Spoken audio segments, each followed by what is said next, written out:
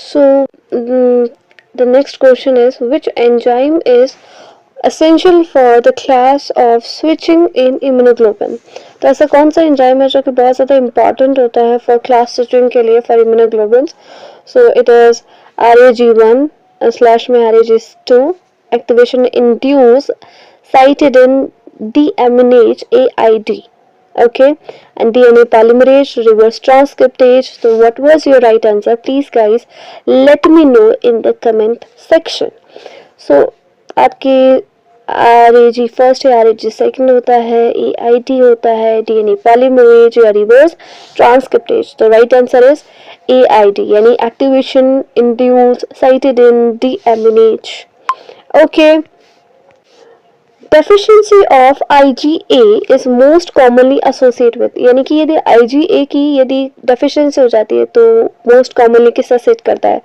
Autoimmune disease से, या increase risk हो जाते हैं रेस्पिरेटरी और गैस्ट्रोइंटेस्टाइनल इन्फेक्शन में, या एलर्जिक रिएक्शन देखने को मिलता है, या वायरल इन्फेक्शन देखने को मिलता है. So what was your right answers guys? So right answer क्या होगा हमारा कि यहाँ पर जो है जैसे ही IgA की यदि डेफिशिएंसी होने लग जाती है, कमी होने लग जाती है, तो हमारे रिस्क बढ़ जाते हैं किसके? रेस्पिरेटरी सिस्टम के अंदर और गैस्ट्रोइंटेस्टाइनल इन्फेक्शन के.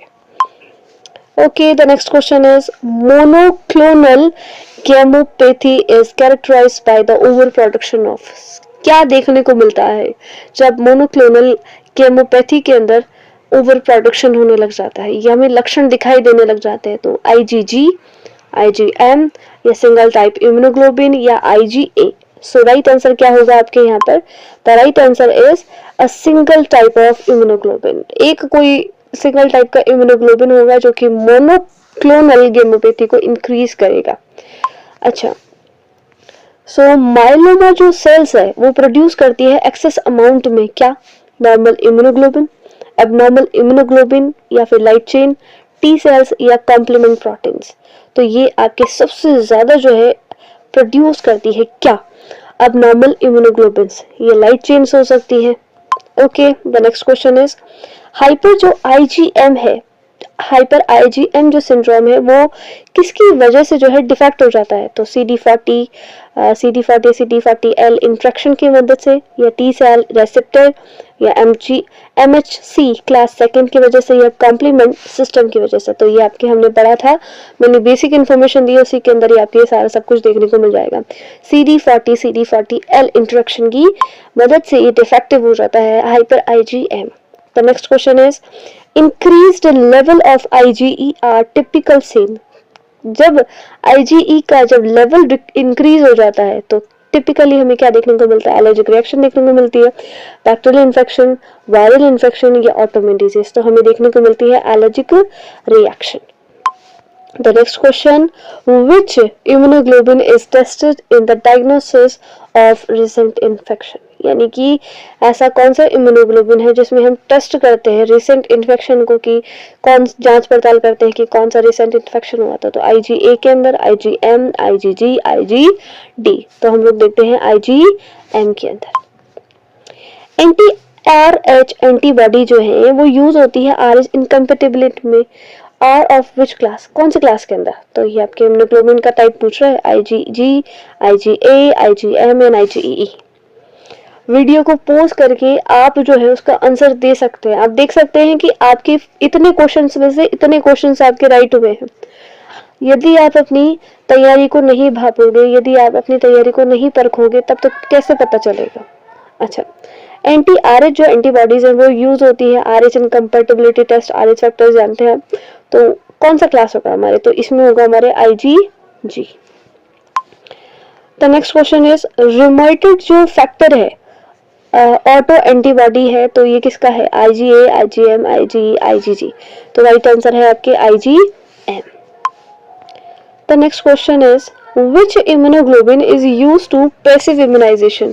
ऐसा कौन सा इम्यूनोग्लोबिन है जो पैसिव इम्यूनाइजेशन के लिए यूज होता है? तो ये हमारे यूज होता है IgG.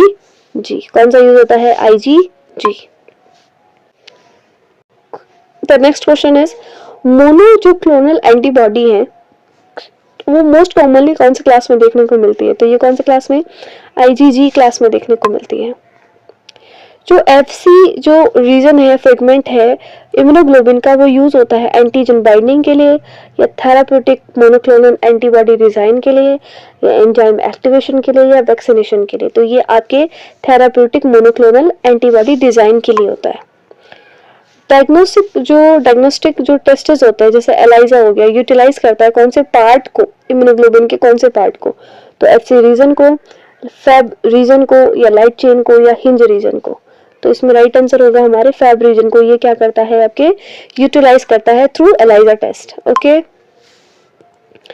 जो आरएचओ है, आरएचओ जो है इम्यूनोग्लोबिन, जो कि यूज किया जाता है for preventing, which one preventing, RH incompatibility in pregnancy के अंदर, हीमोफीलिया के अंदर, या एलर्जी या ऑटोइम्यून डिजीज से रिलेटेड। ये आपके आरएच इनकम्पैटिबिलिटी इन प्रेगनेंसी के अंदर हम ये जांच करते हैं कि इम्यूनोग्लोबिन यूज किया जाता है, आरएचओ। ठीक है, इससे बच्चों को खतरा हो सकता है। इम्यूनोग्लोबिन जो है आईवीआईजी जो थेरेपी है ना, आईवीआईजी जो थेरेपी है वो मेनली होती है आपकी IgA, IgM, IgG, IgT, very important therapy.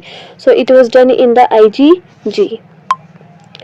चाइमेरिक जो एंटीबॉडी है वो कंटेन करती है क्या, mouse variable and human constant region, या human variable mouse constant region, या एंटायर ह्यूमन रीजन, या एंटायर माउस रीजन। तो ये आपके mouse variable and human constant region को कंटेन करती है। सो आपको ये क्वेश्चंस कैसे लगे, you can tell me in the, let me know in the comment section कि आपको कितने क्वेश्चंस आए हैं इसमें से, और कितने आपको इजी थे, और कितने मॉडरेट, और कितने हाई लेवल के थे। आई होप आपको ये वीडियो अच्छा लगा होगा। Please like and comment and subscribe this channel. जुड़े रहिए नेक्स्ट ऐसे ही अच्छे वीडियोस के लिए, ऐसे ही अच्छे क्वेश्चंस के लिए। Okay, thank you, bye.